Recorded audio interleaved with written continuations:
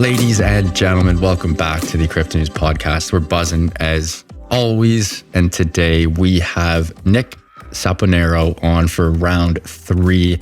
Nick's always been dropping absolute heat when he comes on the show. Nick is the co-founder of the Divi Project and the CEO of Divi Wallet. On for round 3. We love to see it. Nick, always a pleasure, man. Welcome back to the show. How you doing? Always a pleasure for myself as well, man. Thanks for having me. Last time you were on, I want to say you were in, I think you were in Madrid, and that's when the La Liga announcement just popped off. That was pretty cool. Yeah. And now you were in Dubai, correct? Yeah. I moved here full time about 4 months ago now. Yeah. What a city, man. Too much fun. Yeah, it can consume you with how fun it is, but you gotta hunker down at some point, which is something I've had to learn over the past couple of months. But yeah, it's an amazing place. And I'd say besides Miami, probably the best crypto ecosystem on the planet. Yeah, I mean everybody's moving here. It's like here, Puerto Rico, Miami, Singapore. Those are the hot spots. So there's always somebody to meet with, meetups happening, conferences, etc. You're never without, someone to talk crypto with. and you're a hop, skip, and a jump away from Europe, which is just such a treat. Like you can't put a price on that. No, you can't. I mean, being in the true middle of the world, middle of the map, so to speak, is a blessing. So it's been great and been able to travel way more than I would have in the US. I love that, man. So let's do a little recap here. So you first came on in 2021. Obviously, that was the year of money printing. We were all having a blast, and life was good back then. Life is still good, don't get me wrong. But from a financial perspective, it's definitely not as good as it was back in the 2021 heyday. Last year, you come on, drop some big news. I think Crypto News actually broke the news, which I love about the Divi and La Liga partnership. And present day, you and the team are still shipping as expected, and you guys are dabbling in the DeFi space. I know you are very passionate towards DeFi, and to my understanding, you are one of the believers that DeFi in 2023 will be a huge synergy. That could be the big thing for 2023. Obviously, with the shit show and all the shenanigans of the centralized exchanges from last year, it seems like that will be incredible, and it seems like that will happen. But let's start with sort of a recap of 2022. From you guys, from the market, what are your biggest takeaways from 2022? Yeah, I mean, probably the biggest shakeout of all time since I've been in this space. I mean, it's not like even the biggest drawdown necessarily in prices. It's close to what happened in 2018. But I think the impact, of course, on the macro scale, which we can talk about if you want, but it's been said ad nauseum, obviously, global recession impending and all these things have affected the market. And it's held up pretty well, I think, comparatively. But I think the most interesting thing is that all of this fraud was just exposed like in a domino effect, one after the other. And a lot of the stuff didn't even come as much of a shock. I mean, it hurt people and it was very, very difficult to watch it go down. But I mean, it's the expected outcome of relying on centralized points of failure. It's kind of why we built this industry, right? And we're seeing it propagate in real time. Again, it's not something I relish being vindicated on. It's not fun to be right about bad things, but it was a necessary step. And I don't even think it's over yet. 2022 ended, but I think there's some things that still need to go down. We're seeing what's going on with Genesis and DCG and Gemini and all that. Yeah. And the Winklevoss bros going at them. Exactly. Yeah. Publicly as well, which is wild. So, the biggest shakeout of all time. Nikki, who's next? Who do you think's the next domino to fall? Yeah, I mean, I have my concerns about DCG for sure. Barry Silbert being the head. Obviously, Genesis is in a really rough spot, which puts some Gemini users in a rough spot. And it's like, where does the buck stop? So is it going to be the Winklevoss guys? Is it going to be Barry? Who ends up having to bear the burden for these creditors that are basically out this money that's been owed for several months? I think Barry has until, is it March or May, to basically pay out some of the loans that were granted to him, I think, by Gemini. So isn't it $1 billion? It's $1 billion. It's over $1 billion. It's like 1.05 or something like that. These guys, like, where is that money coming from? All these guys were literally just lending each other billions of like air. What did they think was going to happen? It's wild. So let's talk about the network effects of that. If DCG goes under, and for those at home, DCG's digital currency group, massive, one of the, got to be what, top 10 in the space up there? Huge conglomerate. They own a shit ton of companies and have equity stakes in most companies in the space. If they go under, like, there must be some second order effects that we're going to be seeing. Not just like the price of Bitcoin and the price of ETH, which I know they have I think they own like 3% of Bitcoin, I don't know. They own a pretty solid chunk of Bitcoin, but like, besides the obvious ones, what else will fall? Like, what else will come from that? Yeah, I mean, they obviously, the biggest things are, GBDC, which is the Grayscale Bitcoin Trust, and the ETH Trust, and all the other trusts. I'm actually just trying to pull up all the ones that they're in on, that they hold. And you're right, they hold enormous balances of a lot of these. So, I mean, like, they hold 8.5 roughly percent of the Ethereum classic market cap. Good Lord. Yeah. So anyway, it's definitely a scary thing. Assuming that those balances still exist, at least the coins are there, unlike in some of the other scenarios where, basically paper Bitcoin had been lent around and there wasn't enough to actually cover the balances. So yeah, I mean, but again, like, these things happen, it shakes out, and then we kind of move on into the next phase of rebuilding. So I think 2023 is going to be a big rebuilding year, and it's going to take some time. But I think these things just have to happen. These dominoes have to fall. So you're a big 2023 year of DeFi. Obviously, Divi has jumped into the space as well. Any reasons for 2023 being the year of DeFi besides the bluntly obvious ones, which obviously centralized finance did not work and has not worked, so we need it. Anything else besides that? And then for a little segue, part 2 of the question, tell us about what you and the team at Divi are doing to move and groove into the DeFi space. Yeah, I mean, obviously you said it right. Obviously the centralized exchanges have been a big fail, and the CeFi platforms like Celsius and BlockFi. But beyond that, things have moved a lot faster than I expected with CBDCs. I thought we'd be, 3 to 5 years away from real serious discussions entering the conversation. But it looks like even the US is moving at breakneck pace, also as a result of, the FTX collapse et al. That I think will encourage a lot of DeFi action, because people will start to truly understand the dangers of a central bank digital currency that can be censored and clipped, and your social credit score can be affected, can affect other things like getting credit. So those things are, in my opinion, going to be a huge catalyst for people to be like, okay, hold on, wait. How do I make sure that this does not touch me, or at least mitigate my relationship with that stuff? But the problem that is, and this is my segue into what we're doing, the problem is DeFi up until this point is really, really complicated, like overly complex in a lot of ways, and it deters a lot of people from jumping in. It's the same thing that we saw in the early days when we started Divi back in 2017. A lot of the aspects of crypto were really complicated. So we're working toward fixing or solving a lot of the usability issues in DeFi, and offering a platform that brings some new features to light as well, which we can talk about if you want. Well, like, your app is it's so easy to use, like it's a toddler could use it.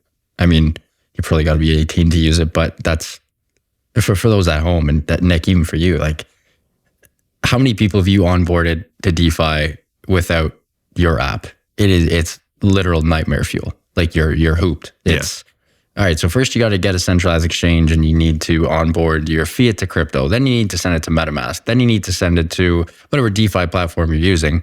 And then to withdraw, you got to repeat. Like, it's nightmare fuel 101. It's no bueno. Awful. And a solution like yours needed to be had. It's funny because I've obviously done it several times, showed people how to use MetaMask and yield farms and all that stuff. And within the scope of doing that with each person, I end up just laughing and stepping back and being like, I can't even believe I know what I'm doing. Like, it's so convoluted with the bridging and everything else. So Yeah, I mean, I think the coolest thing though, obviously we're implementing a lot of the ease of use features that you see in our wallet. And one of the coolest things is actually you'll be able to sign up with just your email and use the DeFi. We use a software called Magic Link, which we didn't invent, but it's a really cool thing you should check out. That basically uses zero knowledge proofs to establish a wallet for you. So you don't need to use MetaMask or anything really, just your email address or your phone number. We're just using email for the time being. But so just starting right there, like you eliminate 5-6 steps, done. And then moving from there, we actually created what I think is, correct me if I'm wrong, the first truly cross-chain staking bridge. So our layer 1 blockchain basically accumulates a pool of tokens in its bridge and continues to stake them using our patented staking vault technology. So anybody who's actually participating in our DeFi pools is earning additional yield from the L1, which again, I don't think has been done yet. But I'm happy to be wrong if that's the case. And this is all done within the app. Like once you sign up via email in the app, there's nothing else you got to do. Yeah, it's very simple. So it'll start on a website, and it'll quickly be integrated with the mobile app. But Magic Link kind of makes all of that really, really seamless and secure, which is of course paramount. Why haven't I heard of Magic Link before? Like obviously that's a me problem, but like I don't think that's a big brand name in the space. Perhaps I'm wrong, but are they big? I honestly haven't seen a ton of wallets using them yet. Although I think they will grow in popularity, as they should. It's a great technology. You should definitely read the white paper. It's really sound. Yeah, it really is. And ZK proofs, zero knowledge proofs, predate crypto by like a decade, right? So this is sound, secure technology that they're just applying to something that we use, which is signing onto a crypto wallet, which is great. That's another big trend that all the OGs like yourself have been saying for a while. 2023, 2024 will be the year of ZK proofs, ZK rollups. And this is, of all the aspects of crypto, I think, Nick, this is the one I have the most trouble explaining to my non-crypto native friends. If you could take a stab at it, I'd love it. But it is pretty hard to explain, like at least without a graph in front of you. But for those who will not be watching and just listening at home, I'd love if you could take a stab and pretend, we're all 3-year-olds and try to explain ZK proofs to us. Yeah. So, probably the best way to do this is to give like a tangible example. So I think one of the biggest things that's going to be spoken on in 2023 is what they're calling ZK EVMs, zero knowledge EVMs, which are the layer 2s that we're used to, like Polygon, Arbitrum, etc. Actually, I don't remember if Arbitrum's ZK, but anyway, we'll use Polygon as the example.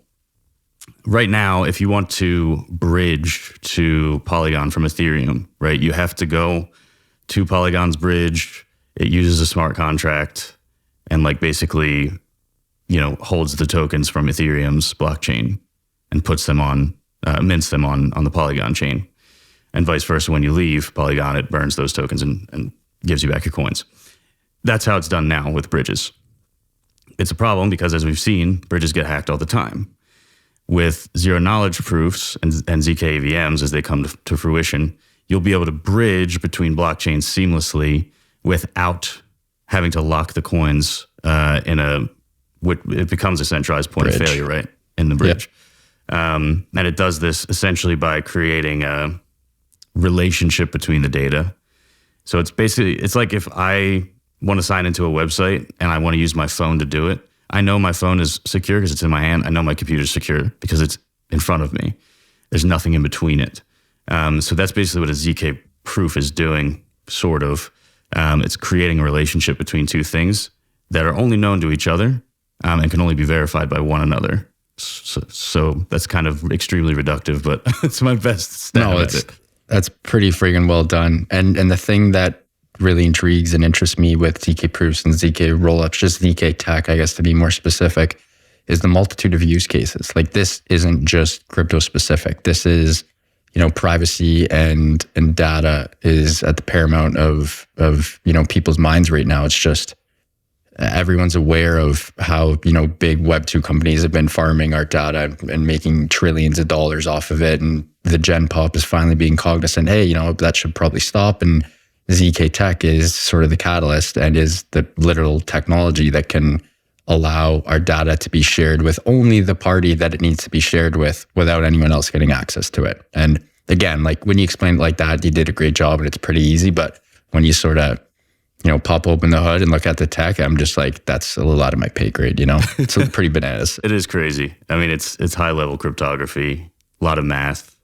People that are way better at math than me, could probably explain it better, but it is wonderful that it's finally being used. And I'm actually seeing like even Apple and Microsoft and some other Web 2 companies are looking at it for simple things like logins. I think Apple's pretty far ahead with it. So yeah, it's definitely, the UX of everything will get easier in the near future. Love that. Nick, got to take a quick break. Huge shout out to our sponsor of the show, that is Prime XBT. I think this is Nick's third rip around the clock with Prime XBT as a sponsor. Huge shout out to them. We love them as they offer a robust trading system for both beginners and professional traders. Doesn't matter if you're a rookie or a vet, you can easily design and customize your layouts and widgets to best fit your trading style.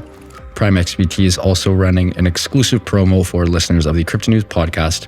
You get 50% of your deposit credited to your trading account. Again, the promo code is CryptoNews50. That's CryptoNews50 to receive 50% of your deposit credited to your trading account. And now back to the show with Nick. Before we get into more crypto stuff, we got to talk about the trendiest topic in the world right now, and that is AI. Everyone is drooling over AI. I know most of the Crypto News guests over the last couple of weeks, everyone's been fucking around with ChatGPT. I've been fucking around with DALL-E for months now. I think it's so much fun. What's your take on that? Yeah, have you implemented that into Divi at all, or just personal writing, blogging, whatever? Uncovered any cool shit? It's really fun to play with. I haven't personally used anything commercially yet. I have played around with some of I love the DALL-E, of course, is amazing. And the other one, static diffusion or whatever it's called. Yes, stable diffusion. Stable diffusion, thank you. Which is really sweet. And just like playing around with the outcomes of that. ChatGPT is really, really cool. Especially just like having it write simple, things that I would have to do early on in my like dev career, like write a quick server in Express, or write a quick like NFT smart contract, things like that. And it can do it pretty good, pretty quickly. But obviously there's still concerns around like whether or not everything that is being produced is ethically produced, or if it's completely, unbiased. Those types of things are really interesting to me. It's definitely, I know. I feel like you and I probably lean the same way politically, and the bias is definitely very, very apparent. Like, what's the solution to that though? Like, if OpenAI, the company behind ChatGPT, is more left leaning, like, what do you do? Like, what is the solution to that? Yeah, because you end up basically creating another Google, right? Where the results can be manipulated to your algorithm, to show you what you want to see or what you shouldn't see, whatever.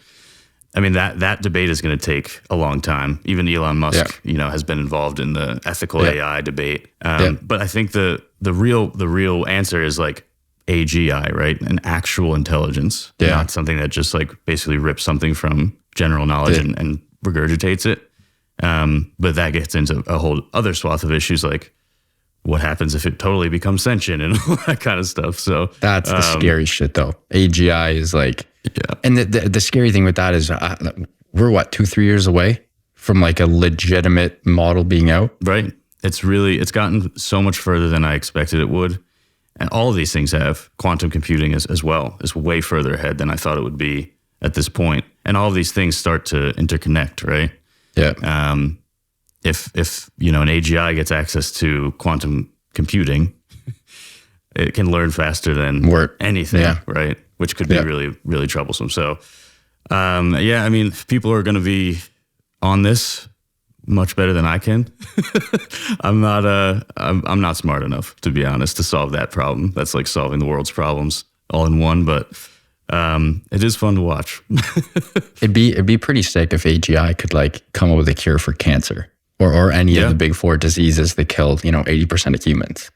Like imagine, I'm a big believer, and what I'm about to say is a little controversial, but I do wholeheartedly believe, and from my experience, happiness is a choice. When I'm feeling down, I can, fake a smile and call a friend or family to make me laugh and feel better. And when I think about AGI and I'm like, Jesus, they're gonna hoop us all. We're done. The world's toast once, the robots get control. And like, think of the good that can happen though. Think about the perhaps billions of lives that can be saved. Think about the billions or the hundreds of millions of lives, billions that can be taken out of poverty. Like, who knows what this thing can do that's infinitely smarter than you and I.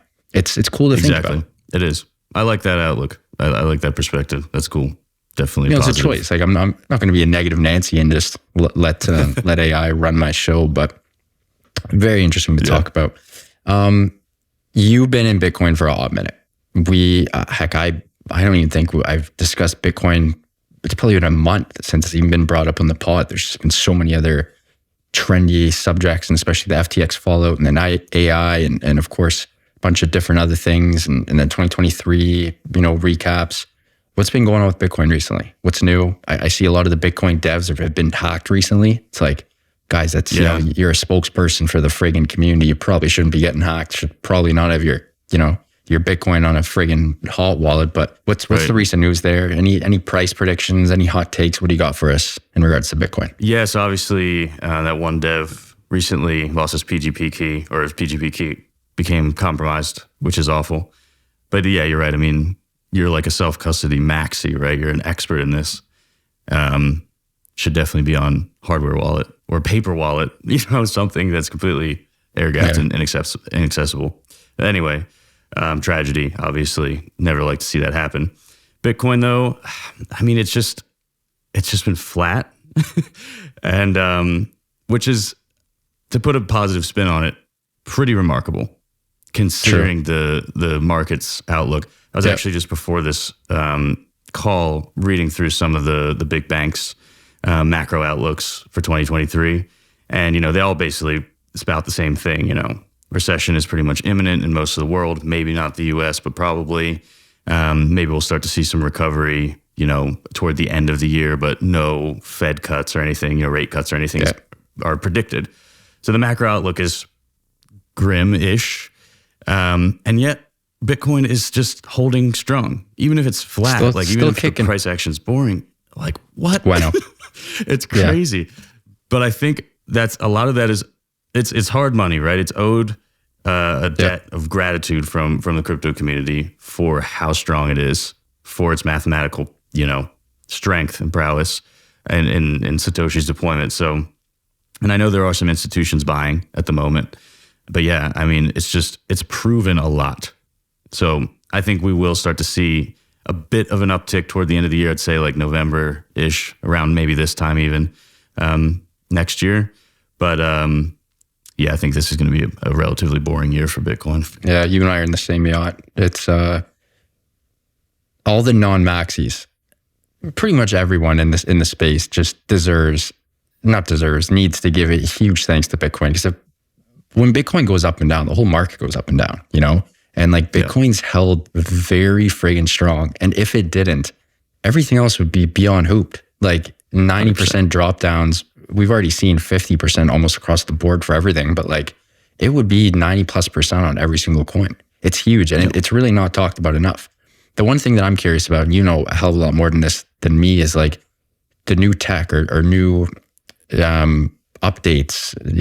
What's being shipped from the core team. Perhaps not even the core team, just the devs. Like, it just seems like nothing new is ever coming out on the Bitcoin sphere of things. It's really difficult for Bitcoin to become updated because of the way that it's basically product managed. Yeah, there's no central authority over it, which is it's kind of its best feature and its worst flaw in that sense. Obviously, we had Taproot recently. That was a big deal. But it's not going to, that's not a price impact improvement. Yeah. Lightning, I'm starting to see some adoption. I think some Australian ATMs added Lightning to their network. So it's little things like that, but it doesn't need to be money Legos, right? It doesn't need to be basically much more than it is right now. A workhorse that's tried and true and proven and tested over 14 years, 15 years, isn't it now? 14? So that's great. I mean, it is what it is. But I think the fallacy in maximalism is like that's all crypto needs to be. It doesn't need to just be like super sound hard money. Ethereum is just as valuable in a lot of ways because it enables this really expressive, development language to be built on top of it. So I think that's the most important thing to take away is like, yes, Bitcoin can just do what it does. It doesn't have to do much more. Let's let it do it. Well said. Well said. No, it's true. A couple more things here, Nick. We got to talk about the patent on Twitter. I saw you posting a bit about the patent. I was like, is this for the name? Is this for the tech? Also, that is so cool. I've never seen what a patent actually looks like in person. It's pretty freaking sweet. I love how that like patent director, deputy person, whatever her name was, she signed it to. It was awesome. But what was that for? Yeah, it's really cool and a long process. It's been over 2 years since we filed that patent. Is there like a lot of back and forth? Well, you basically file like a provisional patent, and then they review it forever. And then eventually they're like, okay, we can approve this. Do you want to go forward with it? You basically have like a year to make a little updates and stuff like that. Because obviously your technology may have changed over a year's time. Then you resubmit it, and it's kind of a process like that. Yeah, back and forth. But finally it was officially issued with its final, information. What it covers is technically the name of it is the remote broadcast masternode patent, which of course we're known for the one-click masternode. That's kind of our claim to fame. What we were able to do though, and probably maybe again, you're breaking this for the first time, we were able to wrap basically our staking vault technology into this patent. So the ability to, using a proprietary third key, remotely sign and deploy nodes, infrastructure, for cryptocurrencies or other blockchain products, which is pretty broad scope considering what that could apply to. So, obviously we're already using it in our wallet. We'll use it for the DeFi protocol for the cross-chain staking, but we are hoping that other chains may want to use it as well. And we didn't build this to like go around suing people who are using similar things. Yeah, we built it so that Microsoft couldn't do it and take it from us as a community, right? Yeah. So yeah, hopefully it's something that people gain some interest in, and we can apply to other cool stuff. Yeah. Well, congrats on that. And if Microsoft and Billy Gates wants to swing by and use it, I mean, that's what, couple $1,000 per node. Yeah. I don't know how it works, but I mean, that's him for sure. Yeah, some pretty nice residuals. Yeah. That'd be too fun. What about last couple questions here, Nikki? I know we're getting a little tight for time here, but any altcoins on the radar? Any besides Divi? Anything that's got your eyes and ears peeled? Yeah. So obviously, I'm always big on the main ones, Ethereum and Bitcoin, but Polygon is really heating up. I think obviously it's well known. Matic is well known, but I think it has kind of flown under the radar with the amount of stuff that's actually being done there. I don't own any currently. I don't own really many altcoins at the moment, but definitely I'm watching that. The other one I'm really interested in is Atom. Their ecosystem is incredible. It's been growing. And like the Cosmos Hub is really a great step toward interoperability, which I'm huge on. Anything that's like interoperability or infrastructure focused, that's what I'm looking at. Outside that, I don't really dig too deep into a lot of them. Those are like the main ones I'm focused on at the moment. I love that. He comes on the show and pumps my bags. I'm a decent holder in both of those. So thank you. Full disclosure, I don't even own either, but I love the projects. I'm a nerd, man. I love this stuff. No, I find that funny. Like you and I, just sort of caught up personally before we started, going live here, and then didn't even mention either of those, and you bring up two of my biggest bags. So hey, we love to see that. Nick, what a treat, man. Last question before you go. Give me some hot takes. 2023 doesn't have to be crypto related. Can be, health, wealth, happiness, politics, food, space, you name it, any weird shit you got. Give me some hot takes for 2023. A couple things that only Nick believes in that most other people don't. Oh, man. Well, I mean, geez. I do think the U.S. is going to come out with a CBDC this year, which I know a lot of people will probably 2023. Yeah, I think it's going to at least be in pilot mode this year. Wow. I think that... Dude, hold up. Do you have like a inside scoop on that or something? I have nothing that would obviously be confirmable or corroborate. Could never corroborate these things, but just based on some of the activities and motions that have been made across the U.S. and some of the other like globalist, so to speak, countries, it seems like something that they want and may have to do to keep up with the trends. Right. And in the wake of FTX, which is like the perfect setting for them to just ship this off, they're in a good spot to do it. So, and Powell's been talking about it. Yellen's been talking about it. Like, they're talking about it a lot more than they should be if it was just an idea. So anyway, it's just a thought. I follow a couple guys on Twitter who give transcripts of every Fed meeting. And that is one of the top 10 words that they used this year that they literally have never used before. They often talk about that, which is interesting. And then that's usually a pretty good precursor for what they will do moving forward, right? Like, there's a lot of algos that like take the words they use and depict whether, the Fed moving forward is hawkish or dovish.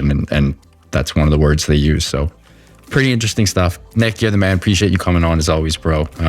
Before we let you go, can you please let our listeners know where they can find you, Divi Project, Divi Wallet on Twitter, online, and on socials? Yeah, man. And thank you for having me on as always. It's always a pleasure talking to you, man. So at Divi Project across all the socials, Divi Wallet on Twitter, and you can find me on Twitter at NSAP Productions. Come hang out, come talk. We're always answering always questions. Great follow too. Chatting. Nick, appreciate you, man. Can't wait for round 4. Cool, man. Thank you. Folks, what an episode with Nick Saponaro, the CEO and founder of Divi Wallet and Divi Project. Really hope you guys enjoyed this one. Nick always comes on and drops bombs. Can't wait to have him on for round 4. If you guys really enjoyed this, and I hope you did, please do subscribe. It would mean the world to my team and I. Speaking of the team, love you guys. And to the listeners, you are the GOATs. Keep on growing your bags and keep on staying healthy, wealthy, and happy. Bye for now, and we'll talk soon.